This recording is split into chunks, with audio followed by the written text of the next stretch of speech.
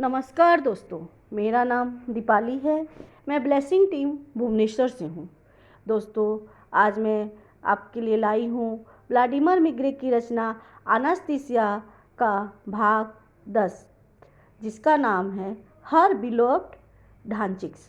दोस्तों, यह शीर्षक सुनने में आप लोगों को थोड़ा अजीब लग रहा होगा। इसके पहले 9वें खंड में मैंने आपको बताया था ढांचिक्स मतलब माली होता है और ढांचा जो हम लोग झोपड़ीनुमा घर बना के रहते हैं। यहाँ पे इस शीर्षक का सीधा सीधा मतलब एनास्थीसिया हमको बताना चाहती है फॉरेन कंट्री में जहाँ लोग शौकिया तौर पे अपना आउट हाउस लेके रहते हैं और कुछ लेके बागवानी करते हैं, उनको उस ज़माने में एनास्थीसिया की भाषा में ढांचिक्स या माली कहते हैं। तो आइए बढ़ते हैं कहानी की ओर। एनास्थीसिया लेखक को उत्साहपूर्वक समझा रही थी कि किस तरह अवसर लोगों के लिए खुल जाते हैं जो पौधों के साथ संवाद करते हैं। लेखक कहते हैं, दो प्रमुख विषय हैं जिसमें एनास्थीसिया न केवल विशेष उत्साह और रुचि के साथ बात कर रही थी, बल्कि लेखक ने पाया कि उस विषय में उनकी एक अलग ही लगाव, प्यार और जानकारी थी, जिनमें से एक है बच्चे को पैदा करना या इस दुनिया में लाना, दूसरा डचनिक्स। इन लोगों के बारे में जो उसने कहा और उसके साथ जो महत्व जुड़ा है, उसके अनुसार यानी कि एनास्थीसिया के अनुसार हम सभी को उनके सामने नतमस्तक होना चाहिए।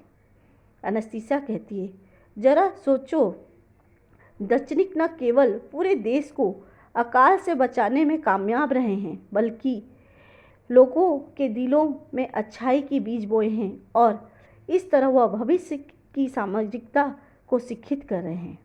यहाँ तक पहुँचने के लिए बहुत सारे बिंदु हैं और एनास्थीसिया के हिसाब से एक पूरी पुस्तक इसके लिए आवश्यकता होगी। और एनास्थीसिया बहस करती रही और यह प्रदर्शित करने की कोशिश करती रही, आप देखिए, आप जिस समाज में रह रहे हैं वो पौधों के साथ संचार से बहुत कुछ सटीक और सीख सकते हैं जो कि ढांचा के आसपास पाया जाता है। फ्रेंड्स, मैंने आप लोग को बताया ढांचा एक तरह से आउट हाउस या मिट्टी का झोपड़ीनुमा घर होता है जो घास फूस की छतों से बना होता है। एनास्थीसिया ने लेखक से कहा, जब हम व्यक्तिगत तरीके से ज़मीन खोदकर आम जो प्राचीन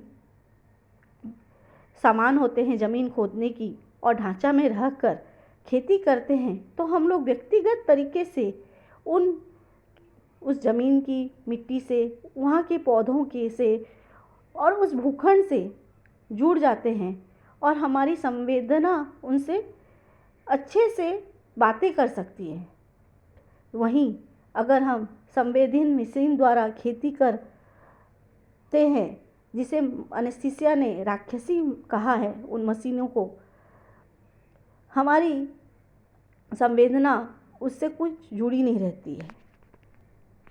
जहाँ हम एक तरह से प्राचीन रूप से फसल उगाते हैं तो हम उससे एक भूखंड से एक जुड़ाव और लगाव महसूस करते हैं और हमारे लिए आगे बढ़ने के लिए एक मार्ग प्रशस्त होता है।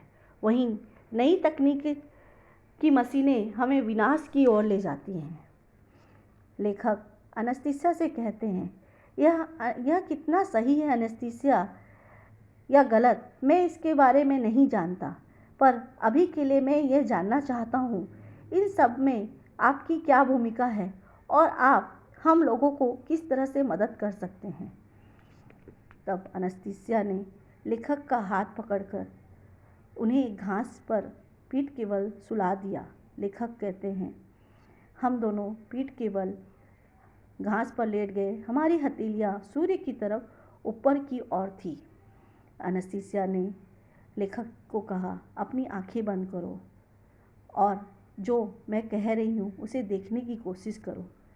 अब लेखक कहते हैं, मैं अपनी तेज के साथ कुछ दूर कुछ लोगों को देख रहा हूँ जो वास्तविक रूप से एनास्थीसिया के हिसाब से डचनिक है। कुछ देर की चुप्पी के बाद एनेस्थीसिया ने फिर से कहना शुरू किया कि एक बुढ़िया थी जिसने कुछ खीरे के बीज को एक कपड़े में भिगोए थे और वो बीज पहले से ही काफ़ी विकसित हो चुके थे। मैंने उसमें थोड़ा अंकुर देख सकती हूँ। अब उस बुढ़िया ने एक बीज को उठाया। मैंने उस बुढ़िया को सिर्फ सुझाव दिया कि वो बीज को इतना ना भिगोए या रोपे, क्योंकि वो रोपे जाने पर विकृत हो जाएंगे और इस तरह का पानी पौधों के लिए अच्छा नहीं है। आगे भी जो बीज उससे निकलेगा वह खराब होगा और पूर्ण रूप से विकसित नहीं होगा। उस बुढ़िया ने इस बारे में सोचा और उसको अनुमान लगा और उसने इस बात को स्वीकार किया। अब यह सच है। अब वह अपना विचार और लोगों के साथ साझा करेगी और अन्य लोगों को इसके बारे में बताएगी। इस तरह मैंने एक छोटे से काम से उसकी मदद की। एनेस्थीसिया ने बताया कि कैसे वह अपनी चेतना में सभी प्रकार की परिस्थितियों को शामिल करती है, जिससे लोगों के काम से जुड़ी बातें, मनोरंजन और लोगों की सहभागिता एक दूसरे से और पौधों से शामिल है।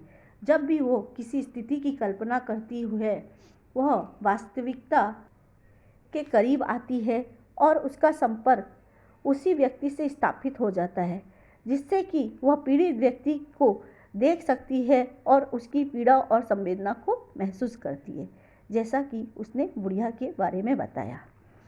वह खुद को उस व्यक्ति की छवि में देखते हुए और अपनी एक कदम आगे बढ़ाते हुए अपनी विशेषता की उस व्यक्ति से साझा करती है। एनेस्थीसिया ने कहा, पौधों लोगों से प्यार या नफरत के साथ मनुष्य के प्रति प्रतिक्रिया करते हैं और लोगों के स्वास्थ्य पर सकारात्मक या नकारात्मक प्रभाव डालते हैं। और यहाँ पर वह जगह है जहाँ मेरे पास काम करने की एक बड़ी मात्रा है। मैं खुद को ढांचा और बागवानी में व्यस्त रखती हूँ।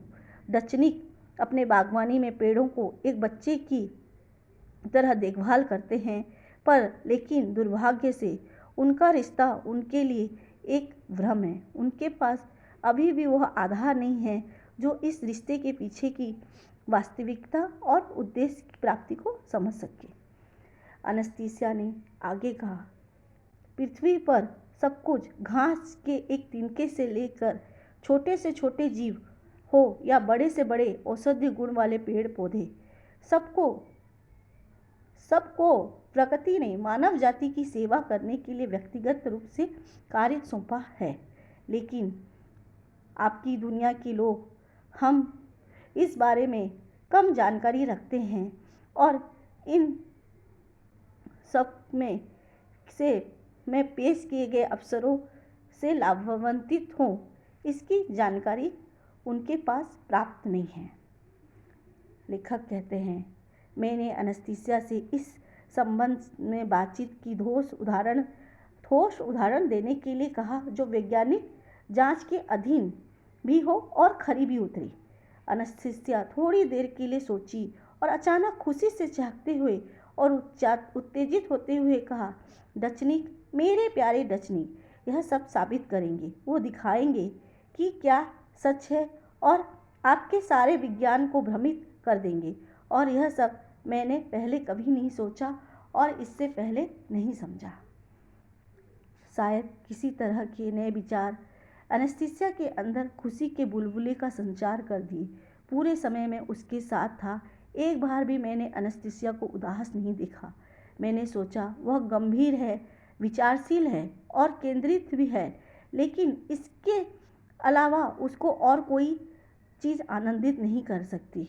लेकिन इस वक्त उसने फिर से मुझे गलत ठहराते हुए एक बार उसके अंदर जो खुशी और आनंद उभर के आया, मैं हैरान रह गया। उसने अपने हाथों से ताली बजाई और मुझे ऐसा लग रहा था मानो पूरा जंगल एक नए उत्साह की उज्ज्वलता से भरते हुए एनेस्थीसिया की ताली का जवाब दे रहे हों। पेड़ अपनी सरसराहट से, पक्षी अपनी गायन से, पशु अपने खेल कूद उछलने कूदने से और पूरी प्रकृति जग नाच रही है और एनेस्थीसिया उसके चारों तरफ गोल गोल घूम रही है। पूरी प्रकृति में एक नौसरी फैल गई है और एनेस्थीसिया मेरे पास आकर बैठ गई और कहा, अब तो वह विश्वास करेंगे, मेरे प्यारे डचनिक ने यह सब कुछ समझा दिया और साबित कर दिया। लेखक कहते हैं, हमारी बधित बातचीत के विषय पर उसे थोड़ा और जल्दी वापस लौटने की कोशिश करते हुए ने कहा, जरूरी नहीं है आप कहते हैं हर कीट मनुष्य की लाभ के लिए बनाए गए हों, लेकिन लोग कैसे विश्वास कर सकते हैं जब वे अपने रसोई घर में की मेज पर रेंगने वाले तिलचट्टों पर बहुत घृणा करते हैं। एनेस्थीसिया कहती, लेखक पूछते हैं, क्या वो भी हमारे लाभ के लिए बनाए गए हैं? कॉकरोच, एनेस्थीसिया ने घोषित किया, वह केवल एक गंदी टेबल पर या सतह पर रेंगते हैं जहां खाद्य के कणों के अवशेष रह गए हों। वह कण इतने छोटे होते हैं कि मानव की आंखों से नहीं दिख सकते। कॉकरोच उन कणों को संसाधित करके और उन्हें कुछ एकांत स्थान में छोड़ने से पहले हानिरहित प्रदान करते हैं। यदि उनमें से बहुत सारे हैं तो बस घर में एक मेंढक ले आओ और अधिशेष तिलचिट्टे एक ही बार में गायब हो जाएंगे। एनेस्थीसिया ने डेचनिक को प्रयोग करने के लिए जो प्रस्ताव दिए हैं वह शायद पौधे विज्ञान को खंडन करते हैं और आमतौर पर यह एक विरोधाभास है। विभिन्न बाग बगीचे वाली फसलों के रोपण और खेती काल के लिए आमतौर पर व्यवहार होने वाली तकनीकों को स्वीकृति मिली है। उनकी पुष्टि हालांकि इतनी बड़ी है कि मुझे लगता है न कि वे ऐसा करने के अवसर के साथ किसी के लिए भी प्रयास करने के लायक होंगे। शायद उनके हिस्से पूरे खेत नहीं है, कम से कम इतने छोटे से हिस्से में, खासकर अगर वह डचनिक हैं, उससे केवल अच्छा कुछ आ सकता है। इसके अलावा उसने मुझे जो कुछ भी कहा था उसकी पुष्टि जैविक विज्ञान विशेषज्ञ मिखाइल प्रोरोलिक के प्रारंभ में पहले ही हो चुकी है। अब तक के लिए इतना ही दोस्तों। दोस्तों यहीं पे एनेस्थीसिया का भाग 1 का किताब ख़त्म होता है। आप लोग को अगर इस भाग में कुछ नहीं भी समझ में आया तो हम अगले भाग इसके पार्ट 2 एनेस्थीसिया के पार्ट 2 में बात करेंगे, जिसमें विस्तार से इस बारे में बताया गया है। नमस्कार दोस्तों।